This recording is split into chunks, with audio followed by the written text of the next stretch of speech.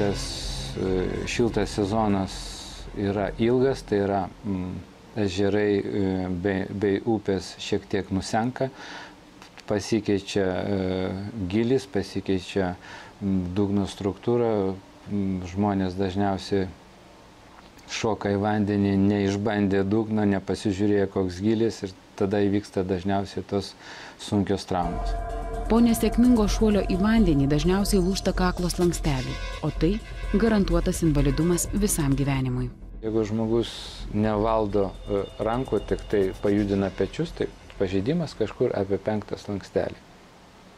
Jeigu jis dar sulenkia rankas, tai galbūt apie 6 slankstelį. Čia eina jau apie kojas nekalbama. Kojas yra paralyžiuotos, tik tai aš kalbu, kad žmogus dar turi funkciją, tai yra jis gali dar sulenkti ranką.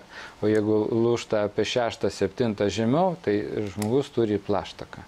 Tai yra pirštus, va šitos bent pirštus jisai turi. Tai labai